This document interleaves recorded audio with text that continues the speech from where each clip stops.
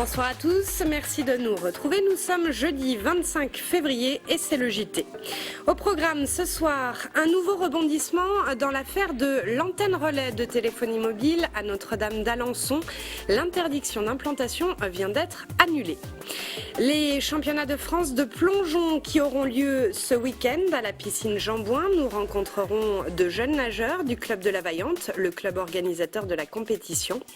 Et puis aussi les métiers d'art à l'honneur ce week-end également à Angers. Dans le cadre de Made in Angers, ils présenteront leur savoir-faire au Grenier Saint-Jean. Notre invité Jean-Yves Martin, le directeur économique de la Chambre de métiers, est là ce soir pour nous en parler. À Notre-Dame d'Alençon, au sud d'Angers, certains habitants pensaient être tranquilles. Ils avaient réussi à bloquer l'installation d'une antenne relais de téléphonie mobile dans le clocher de leur église. Depuis hier, une décision de justice vient remettre en cause cette interdiction. Les explications de Nicolas Didel. En 2009, à l'annonce de la mise en place d'une antenne relais dans le clocher de cette église, la moitié des habitants de Notre-Dame d'Alençon s'étaient mobilisés. Première victoire, ils avaient obtenu que l'installation soit interdite. Le motif de précaution avait joué puisque le clocher se situe juste au-dessus d'une école. Nous, à notre âge, on ne craint rien. Bon, mais on ne veut pas que les petits-enfants soient perturbés avec toutes ces ondes qui vont être diffusées au-dessus de leur tête. Voilà. L'opérateur téléphonique avait fait appel de cette interdiction. La Cour d'appel d'Angers vient de se déclarer incompétente dans ce dossier et renvoie le litige vers le tribunal administratif. Ça n'autorise pas vraiment l'antenne relais, mais ça ne l'interdit plus. La stratégie des opérateurs, c'est systématiquement de soulever l'incompétence du juge civil au profit du juge administratif, tout simplement parce que la jurisprudence administrative est beaucoup plus favorable aux opérateurs.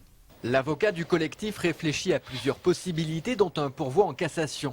Pour autant, l'antenne relais n'est pas sûre d'être installée. Il faudrait encore l'accord du diocèse. Pour les opposants aux antennes relais dans l'ouest de la France, la bataille continue. Plusieurs associations prévoient de se regrouper pour que leurs actions servent de jurisprudence. Et notez qu'Alain Juppé, le maire de Bordeaux, vient quant à lui de prendre un arrêté interdisant l'installation d'antennes relais à moins de 100 mètres des écoles accueillant des enfants de moins de 12 ans. Vous souvenez-vous du spectaculaire braquage qui avait eu lieu en juin dernier dans une bijouterie du boulevard Foch? Alors qu'ils tentaient de fuir en moto avec leur butin, les deux voleurs avaient été bloqués par un chauffeur de bus, puis appréhendés par des policiers. Les deux jeunes gens originaires de Nantes seront jugés en juin prochain devant la cour d'assises de Maine-et-Loire. En sport, on apprend aujourd'hui dans les pages du Courrier de l'Ouest que Jean-Marc Guilloux, l'ancien joueur d'Angesco, que l'on voit ici recevant le prix du joueur du siècle lors du 90e anniversaire du club, s'est porté candidat au poste de sélectionneur de la Côte d'Ivoire, un pays où il a fondé en 1994 une académie de football qui a fait largement ses preuves.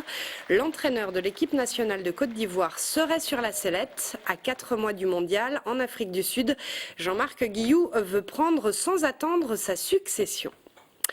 Près de 80 jeunes sportifs participeront ce week-end à la piscine Jean Bouin au championnat de France de plongeon. Cette compétition réunira les meilleurs jeunes dans des catégories allant de 9 à 18 ans. Fabrice Gadon et Lisa Boval ont suivi pour nous l'entraînement des jeunes du club de la Vaillante, le club qui organise cette compétition.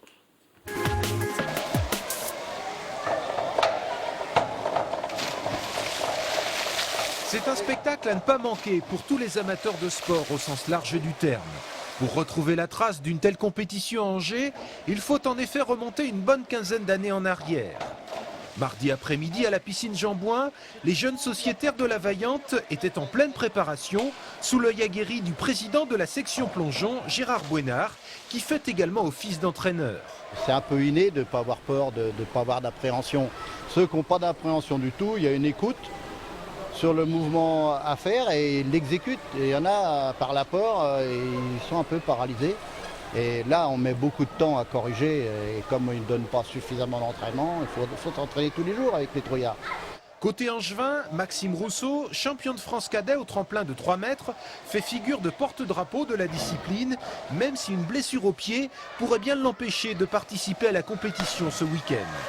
Je venais à la piscine pour prendre des cours de natation et vu que M. Bonnard avait déjà le club, Quand on nageait à côté, on les voyait plonger, ça m'a vraiment plu. Donc au bout de quelques années, j'ai fait quelques essais gratuits au club. Et après 2 ou 3 entraînements, j'ai pris ma licence et je suis resté. Quel est le plaisir que tu éprouves à pratiquer cette discipline? La sensation de voler, des vrilles, les rotations, c'est vraiment une sensation qui me plaît. On a vraiment une bonne impulsion, ensuite on vole, c'est vraiment... puis rentrer dans l'eau, c'est ce qui donne le charme de ce plongeon, quoi. Ce week-end, la piscine Jean-Bouin attend donc tous les amateurs de sport nautique et tous les curieux qui voudront bien découvrir cette discipline.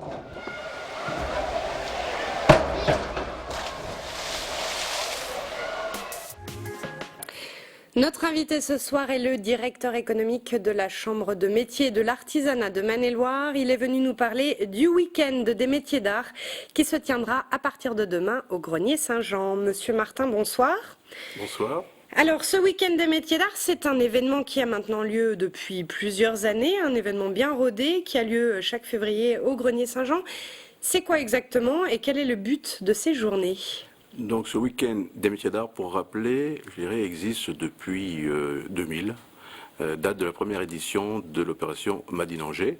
Et la Chambre métier a été associée dès le départ parce qu'elle a toujours cru aux vertus de la découverte des savoir-faire artisanaux. Donc l'objectif de cette manifestation, c'est en un même lieu, je dirais, de faire la démonstration, on va dire, des savoir-faire artisanaux et aussi d'avoir un lieu d'échange et de contact avec les professionnels qui sont fiers de montrer leur métier et de l'expliquer. Car ils viennent le montrer réellement. On voit des artisans qui sont en train de travailler. Ils viennent le montrer, le démontrer. Ce n'est pas une simple exposition et c'est ce qui fait tout le succès de ce week-end qui reçoit à peu près plus ou moins 3000 visiteurs par an depuis 10 ans. 2800 visiteurs l'an dernier. L'artisanat a la cote auprès du grand public ?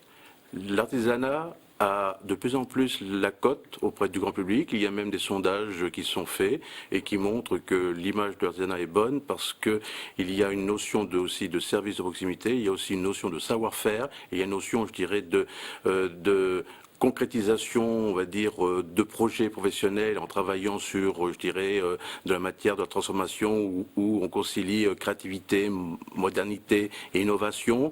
Et tous ces métiers-là sont de plus en plus, on va dire, attractifs pour un certain public de jeunes et même d'adultes, quelquefois en voie de reconversion.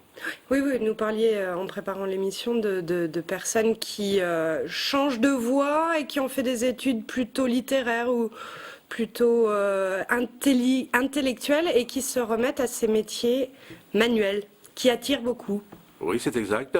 On a un certain nombre, je dirais, de jeunes étudiants qui, trouvant peut-être leur formation trop abstraite, reviennent vers des métiers. On a eu le cas, je dirais, en bois ou alors dans le bâtiment, dans la taille de pierre, de jeunes qui avaient des licences et maîtrises et qui sont repartis à réapprendre un métier et à s'installer à leur compte ensuite. Alors là, on est en train de voir des images d'une précédente édition. Il s'agissait des métiers de la pierre, notamment de la pierre précieuse. Ici, c'est un lapidaire qui travaille. Quel est le thème cette année du week-end des métiers d'art ? Alors, cette année, le thème met l'accent sur les savoir-faire artisanaux qui vont mettre en scène le triptyque transparence, lumière, couleur, au travers, je dirais, des matières premières qui permettent de le faire et des savoir-faire des artisans, c'est-à-dire entre autres ceux qui travaillent le verre, la résine, les fibres textiles et végétales. Donc nous allons avoir des maîtres verriers, les couturières, des gens qui travaillent la résine et qui vont nous faire des démonstrations et des mises en scène en jouant avec cette matière, en la transformant et en jouant avec les couleurs et leurs propriétés de transparence. Justement, l'artisan verrier qui sera ce week-end au Grenier Saint-Jean, Olivier Molia est allé le rencontrer ce matin dans son atelier dans le centre-ville d'Angers. Il y a des verres de cassé, je vais les changer. Donc là, je suis en train de gratter les soudures parce que l'étain il est oxydé. What a difference a day made. Claude Guéry est verrier depuis 37 ans. C'est dans son atelier qui fait aussi office de vitrine qu'il fait de la restauration de vitraux, mais aussi de la création. Il y a ceux qui font beaucoup de monuments historiques, des églises où c'est des gros chantiers, où il faut de la place, tout seul c'est pas toujours facile. Alors moi j'ai choisi le créneau surtout du particulier. Depuis 1978, Claude est installé rue Saint-Lô, au cœur du centre-ville d'Angers. Un lieu idéal car le travail du verre et ses applications sont assez méconnus par le particulier. D'ailleurs, pour inciter les passants à franchir les portes de son magasin, Claude a eu une petite idée.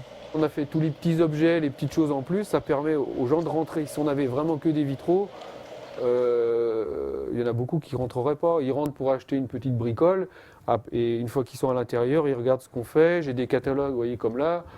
Bon, ils peuvent voir tout ce qu'on a déjà fait en vitraux et ça leur donne des idées. Et pour mieux nous en rendre compte, Claude nous emmène dans un salon de coiffure situé à 50 mètres de son magasin. Donc là, on a commencé par la lanterne avec son logo qui est au centre. Hein, on le voit, il y a le salon bar. Et puis l'angelot qui est au centre du petit vitrail. Donc là, on a fait toute une verrière en vitrail. Et là, monsieur Bar m'avait demandé, il m'avait dit, tu fais ce que tu veux. Claude a donc laissé libre cours à son imagination. Il a aussi réalisé, pour le gérant de ce salon, de nombreux autres vitraux. De quoi habiller chaleureusement un lieu et laisser entrer une lumière particulière. The difference is you.